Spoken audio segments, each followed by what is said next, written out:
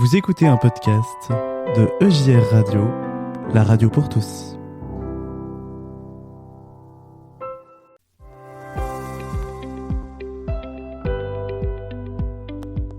Prenons un temps de réflexion avec la pensée du jour.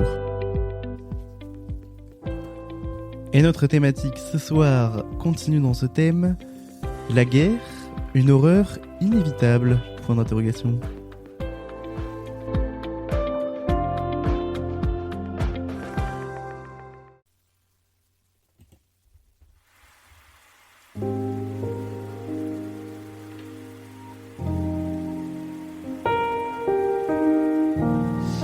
Et nous lisons ce soir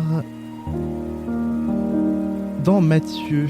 Nous lisons dans Matthieu 24 au verset 6 qui nous dit : Vous entendrez parler de guerre et de bruit de guerre.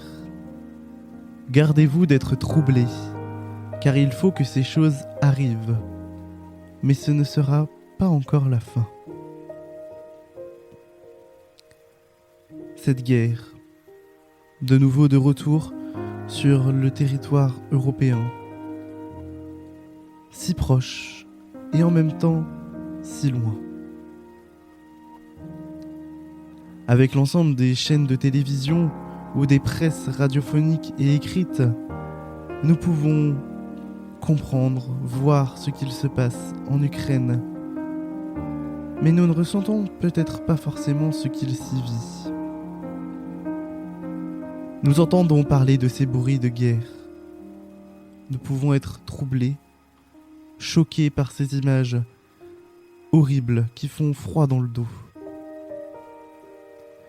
Alors, en tant que croyants, l'une de nos premiers réflexes est de se réunir, de prier. Nous avons souvent prié pour l'Ukraine au début de cette guerre, dans nos prières d'intercession. Nous prions et nous continuons de prier dans nos cœurs pour ces Ukrainiens qui vivent l'horreur.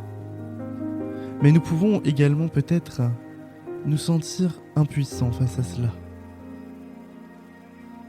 Ces hommes guidés par un leader qui s'entretue pour un bout de terre, un bout de terrain. Dieu n'a pas voulu tout cela. La guerre est quelque chose d'horrible qui est loin de l'amour de Dieu. Et pourtant, quand on regarde plus en détail, la Bible, elle aussi, est remplie de discours et d'histoires qui nous ramènent à cette guerre. Dieu a souvent ordonné aux Israélites de partir en guerre contre d'autres nations. C'est ce que nous pouvons lire dans Samuel ou dans Josué. Il a mis en place la peine de mort pour de nombreux crimes. C'est ce que nous retrouvons dans l'Exode. Et finalement, il n'est peut-être pas opposé en toutes circonstances à ce que l'on tue. Toutefois, il y a quand même ce fameux commandement : tu ne commettras pas de meurtre, tu ne tueras point, que l'on retrouve en Exode 20 au verset 13. Ce terme en hébreu signifie littéralement tuer intentionnellement, de manière préméditée et par méchanceté. Dieu est donc contre le meurtre. Mais la question qui peut se poser, c'est : est-il contre la guerre ? La guerre, ce n'est jamais une bonne chose, nous en sommes d'accord. Mais peut-être, du moins dans la Bible, ce que l'on peut comprendre, c'est qu'elle est des fois nécessaire, ou qu'elle a été nécessaire par le passé. Elle était même inévitable.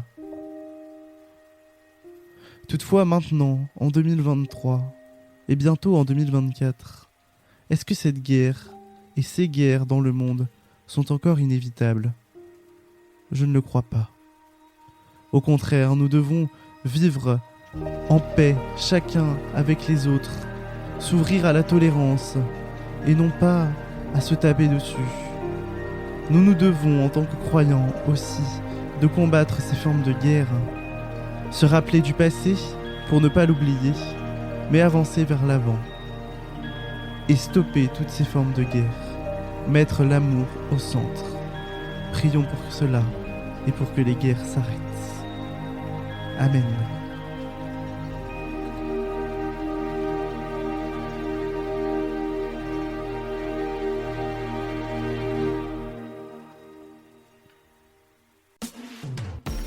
Retrouvez After Work du lundi au jeudi en direct de 16h30 à 19h sur EJR Radio durant l'intégralité du mois de juillet avec Jonas.